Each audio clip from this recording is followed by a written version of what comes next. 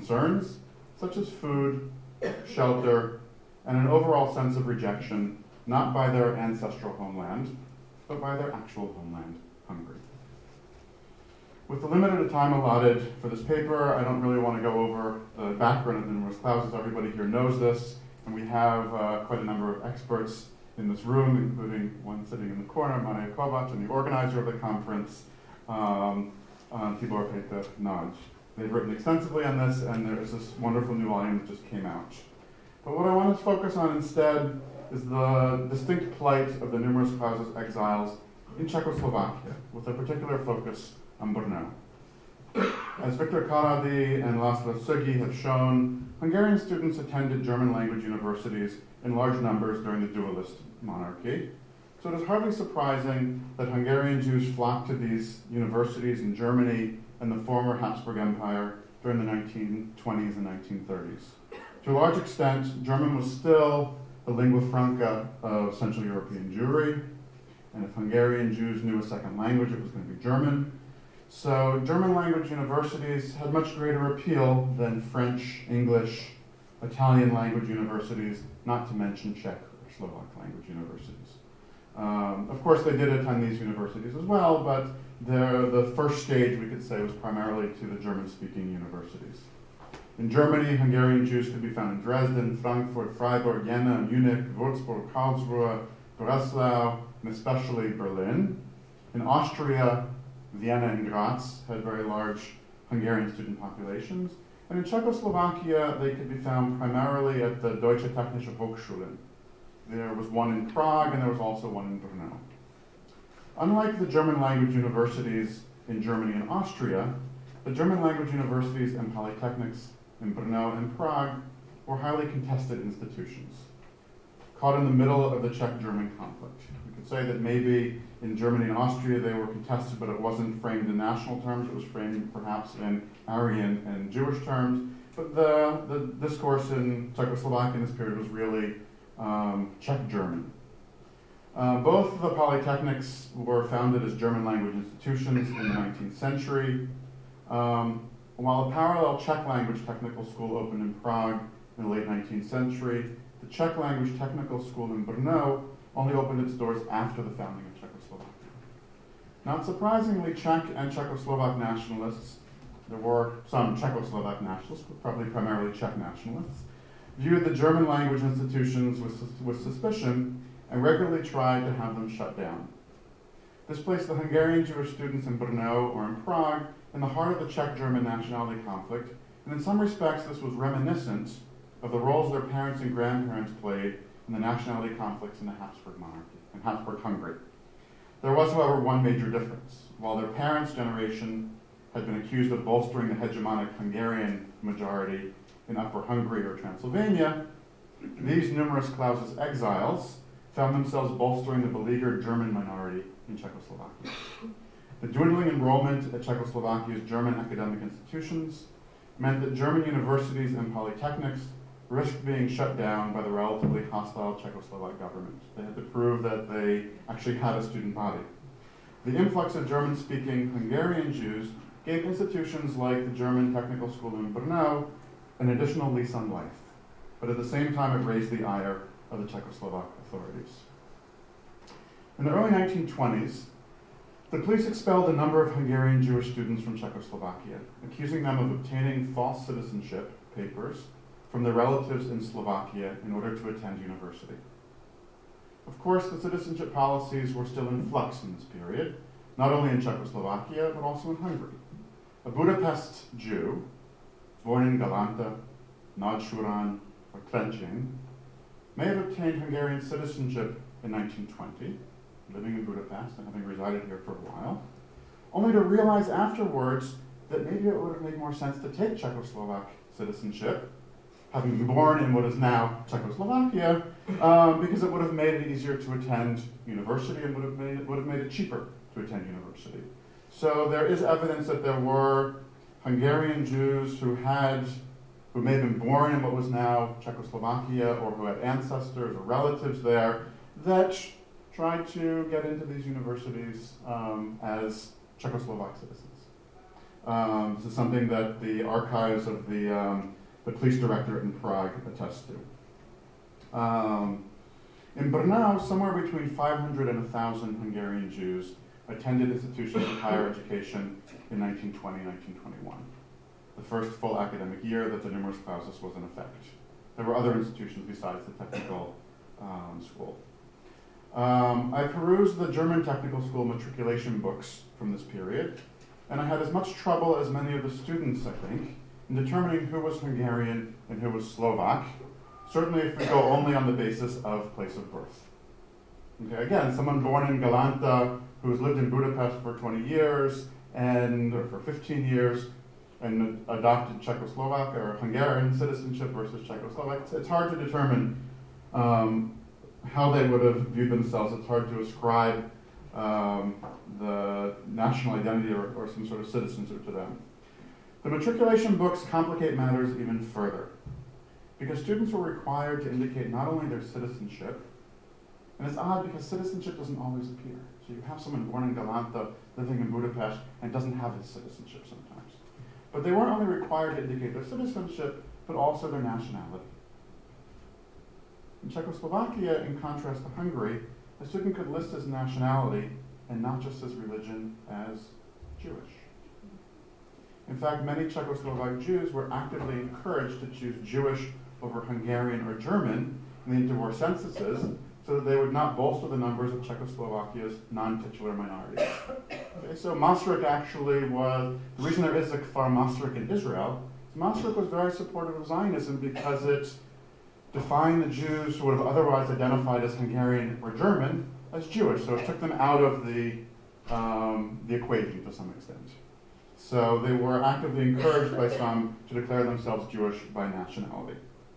I have not had a chance to systematically examine the matriculation books, and I don't think this was part of your larger project. I do have references to this. Okay, but for 1 year at least. Okay, so it's a remarkable source, and it's remarkable not only because they're all intact and we have all the information there, but because you see on the matriculation forms, and I'll show you one here.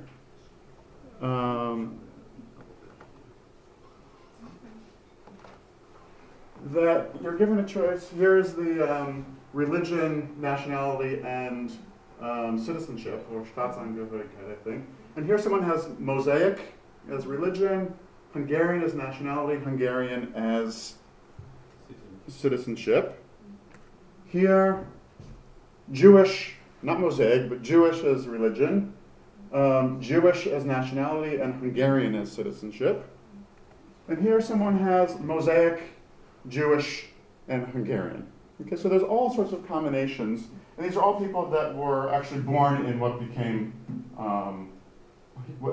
Hungary after Trianon. So these are not people from what became Czechoslovakia. These are people that were born in Budapest or in Balasgyarmat or other places.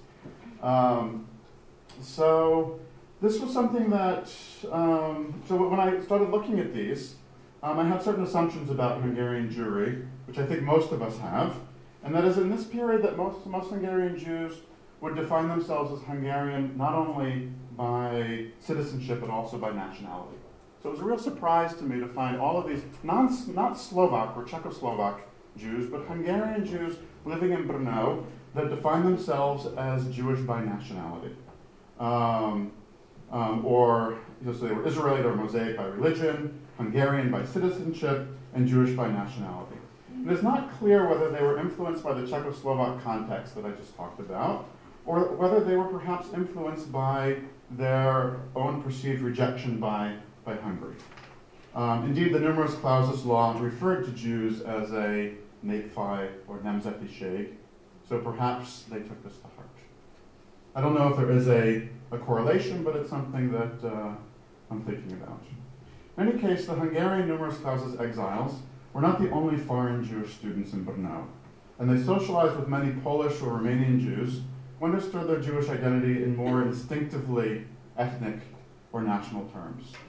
Hungarian Jews joined their co-religionists in Jewish student organizations and especially in Zionist sporting clubs. Indeed, Peter Szegedi has shown that in the 1920s, Maccabi Brno, a Zionist sports team, was dominated by Hungarian Jewish students. One of the reasons that Hungarian Jewish students in Brno seem to have been more likely than numerous Klaus's exiles in large cities like Berlin or Paris to socialize with their fellow Jews was the absence of a larger non-student Hungarian community. Berlin had a Magyar Intézet, the Berlini Magyar Egyesület, and another dozen or so Hungarian organizations that were catering to businessmen and other Hungarian non-students.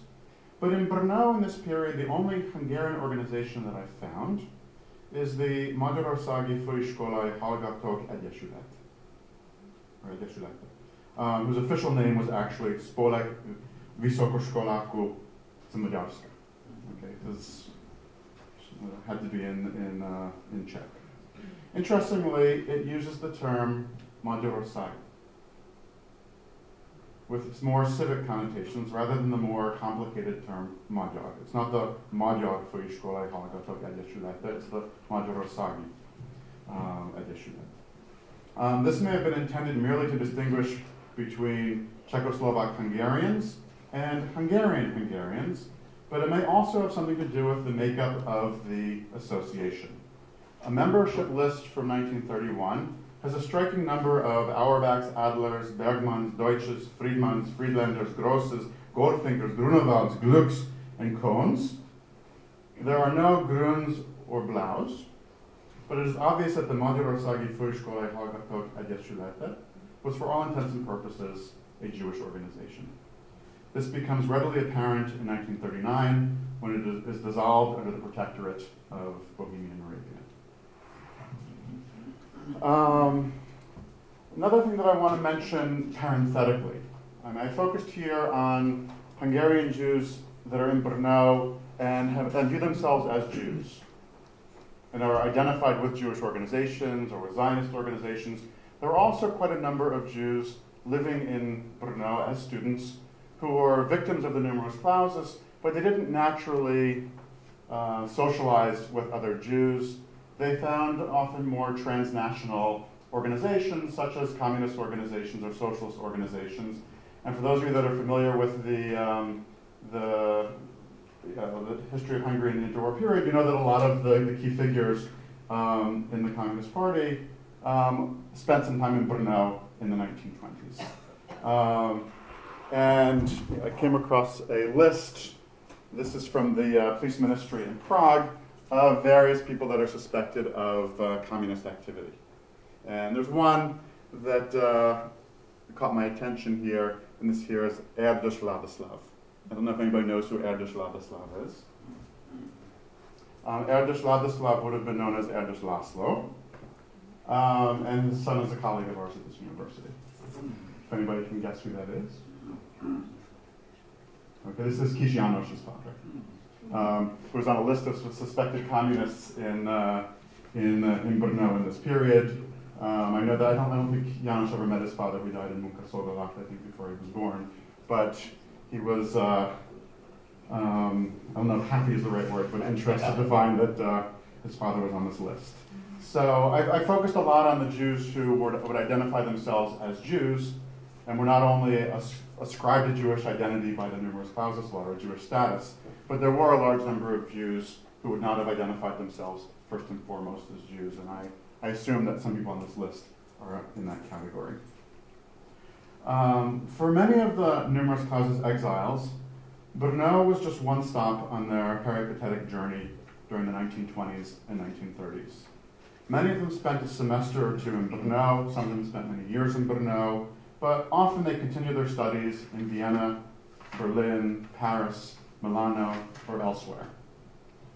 Upon completing their studies, some of them returned to Hungary, where they had to get their degrees nostrified, honosított, and by the late 1930s they had to deal also with the diminished employment opportunities.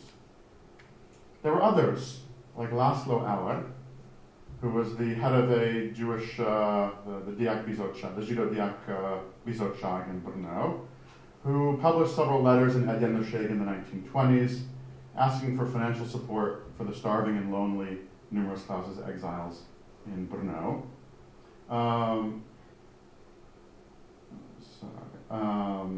And he left Europe entirely and made a career for himself as a chemist in the United States.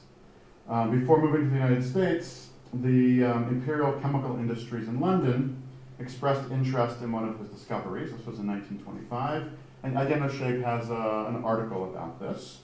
And of course, in the subtitle of the article, it mentions that our Laszlo was not accepted to the Budapest Technical University, implying, of course, that numerous clauses law had produced a brain drain, causing Hungary to lose its best and brightest minds.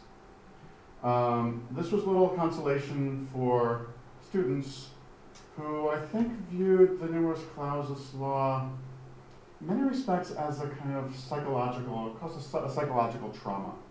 I've looked at a number of diaries from this period, and you look at how these Hungarian Jews reflect on their identity, their relationship to Brno, and their relationship to Hungary, and it's tragic reading. These are young 20-year-olds who feel deeply Hungarian, yet there's this palpable sense of rejection.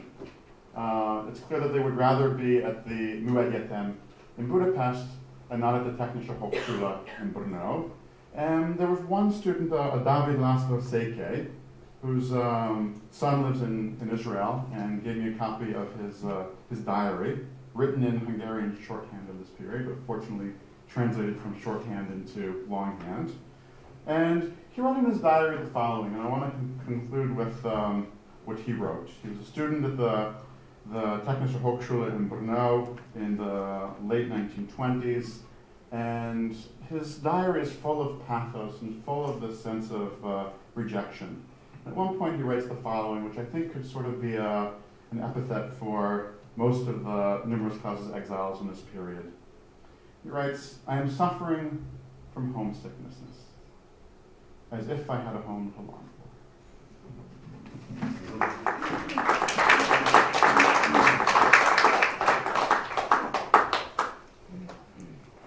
Köszönjük szépen!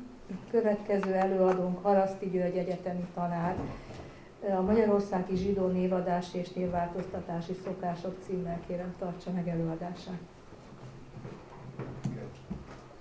Mivel nyomatékosan fölhívták a figyelmemet az időkereteknek a betartására, ami 15 perc, ezért gondosan ugye ezt az előadást, amit én 3 részre terveztem, rögtön az első részre korlátozódom. Ugye nagyon primitíven úgy lehetne mondani, hogy honnan hova.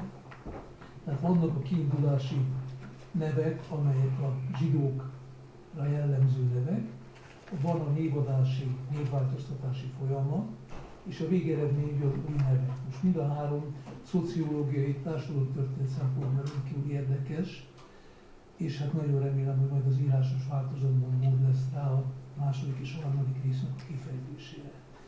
De az első rész kifejtésére sincs igazán idő, hogyha mondjuk itt a számítógépes prezentációt igénybe vettem volna, akkor csak névsorok áradatát lehetne mutatni, és inkább próbálok bizonyos típusokra ezeknél a neveknél rámutatni.